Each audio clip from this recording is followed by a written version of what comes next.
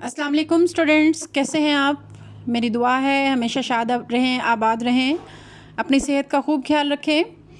जी, मैं आपको उर्दू का लेक्चर डिलीवर करने जा रही हूँ, जिसमें मैं आपको हिजरत नबी का ख़ुलासा हाफ़ दूँगी और साथ में जो बकिया मुकालमा हम आधा कल कर चुके हैं, आधा हम आज की जो लेक्चर है उसमें पढ़ेंगे। तो चलते हैं अपने लेक्चर की तरफ। ख़ुलासा हम करेंगे शरह सरमाया उर्दू से। ये आपकी हेल्पिंग बुक है, मुझे उम्मीद है आप सब ने ये बुक ले ली होगी। तो शरह सरमाया उर्दू के पेज नंबर 10 पे आपका ये ख़ुलासा मौजूद है। एंड पे पेज नंबर 10 के एंड पे जो है ये ख़ुलासा मौजूद है। ठीक है, जब हजूर अकरम सब पढ़ाने से पहले मैं आपको बताती चलूँ, ये ख़ुलासा आपको आपके बोर्ड पेपर में आता है, 5 नंबर का ख़ुलासा आता है ये, और आपने ये पूरा ख़ुलासा जो है ना वो लिखना होता है। कोशिश करें ख़ुलासे में जो है ना वो कम से कम पैराग्राफ बनाएं, कम से कम। ठीक है, जैसे मिसाल के तौर पर ये यहाँ से लेके ये एक पैराग्राफ है, यहाँ तक ये जो लाइन बनी हुई है ना, आप देख रहे हैं ना, थोड़ा सा छोड़ के जो लिखा हुआ है ये पैराग्राफ की निशानी होती है, थोड़ा सा छोड़ के लिखना। यहाँ से लेके ये यहाँ तक एक पैराग्राफ है, यहाँ से लेके यहाँ तक ये एक पैराग्राफ है। आपने इतने पैराग्राफ नहीं बनाने। जब आप लिखेंगे बोर्ड पेपर में या जो है ना स्कूल के पेपर्स में, तो आपने पैराग्राफ नहीं बनाने, खुलासे में पैराग्राफ नहीं बनाते। क्लियर। 5 नंबर का आपको खुलासा आता है। 2 खुलासे आते हैं जिसमें से आपने एक खुलासा जो है वो अटेम्प्ट करना होता है सबक के खुलासों में से। ठीक है, जब हजूर अकरम ख़ातमुन नबिय्यीन मोहम्मद रसूलुल्लाह सल्लल्लाहु अलैहि वसल्लम ने अहले कुरैश को इस्लाम की दावत दी। अच्छा, मैं आपको ये बात बताती चलूँ कि हर जगह पर आपने स्टार्टिंग में एक दफ़ा हजूर पाक सल्लल्लाहु अलैहि वसल्लम का पूरा नाम लिख लीजिए।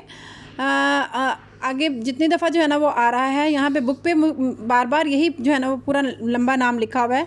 आप पूरा नाम लिखने के बजाय मोहम्मद रसूलुल्लाह या रसूलुल्लाह सल्लल्लाहु अलैहि वसल्लम सिर्फ लिख सकते हैं, क्योंकि आपकी टेक्स्ट बुक में रसूलुल्लाह सल्लल्लाहु अलैहि वसल्लम ही लिखा हुआ है। क्लियर। इसकी रीडिंग मैं जो है वो आपके सामने नहीं कर रही, क्योंकि बुक की रीडिंग मैं आपको करवा चुकी हूँ।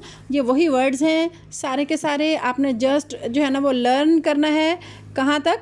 यहाँ तक के लेकिन तेरे फ़र्जंद मुझे यहाँ रहने नहीं देते। ठीक है, बुक पे रीडिंग हम कर चुके हैं, इसलिए यहाँ रीडिंग करने की ज़रूरत नहीं है, लेकिन आपने हाफ़ खुलासा जो है वो याद करना है। क्लियर, सिर्फ याद करना है, लिखना नहीं है। जी बेटा, कल आपने मरीज़ और तबीब के दरमियान मुकालमा जो है वो हाफ़ कर लिया था, मुझे उम्मीद है आपने अच्छे से याद कर लिया होगा। उसी से आगे हम पढ़ेंगे तबीब क्या कहते हैं। इसके अलावा चंद दिन आराम करना है, सुबह की सैर लाजमी करनी है और परेशान नहीं होना। अमूमन डॉक्टर्स यही जो है ना वो तजवीज़ पेश करते हैं। अब मरीज़ क्या कर रहा है? आप भरकर मज़दूर आदमी हो हकीम साहब, आराम हमारे नसीब में कहाँ, और परेशानी तो मरते दम तक साथ नहीं छोड़ती। तबीब, सेहत है तो सब कुछ है। मरीज़, हकीम साहब मैं कोशिश करूँगा कि आपकी हदायत पर अमल करूँ। तबीब, अच्छी बात है, इंशाअल्लाह आप सेहतयाब हो जाएंगे। मरीज़, हकीम साहब कब तक आराम हो जाएगा? अब जब बीमार हो जाता है इंसान तो उसकी जो है ना वो ख्वाहिश होती है कि वो जल्दी से जल्द अज जल्द जो है वो सेहतयाब हो जाए। अब तबीब क्या कहते हैं? मलेरिया बुखार है, कुछ वक्त तो लगेगा। मरीज़, शुक्रिया हकीम साहब, आपने पूरी तवज्जो और ध्यान से मेरा चेकअप किया।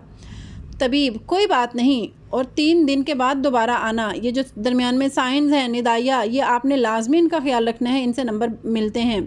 ठीक है। मरीज़, जी हकीम साहब। तबीब, इसके अलावा परहेज़ लाजमी करना है, क्योंकि परहेज़ इलाज से बेहतर होता है। मरीज़, जी हाँ मैं परहेज़ करूँगा, आपका शुक्रिया हकीम साहब, अल्लाह हाफिज़। तबीब, अल्लाह हाफिज़, अल्लाह ताला आपको शिफ़ा दे। तबीब दूसरे मरीज़ की तरफ मतवज्जो होता है। हकीम साहब से इजाज़त लेने के बाद मरीज़ अपने घर की तरफ रवाना हो जाता है। या आपने इसी तरह ब्रैकेट्स में ही लिखना है। ठीक है। अच्छा, मैं आपको ये बताती चलूँ कि मुकालमा जो है वो ऐसी चीज़ है नहीं है कि जो आप वर्ड टू वर्ड ही लिखें। कोशिश करें मफ़हूम यही हो। ठीक है, 1-2 लफ्ज़ अगर आगे पीछे हो जाता है, थीम चेंज नहीं होता तो भी कोई बात नहीं है, लेकिन आप कोशिश करें कि जो है ना वो इसको ऐसे ही लर्न करें। मुझे उम्मीद है आपको समझ आ गई होगी। खुलासा और मुकालमा आपने दोनों अच्छे से लर्न करना है। Okay, take care.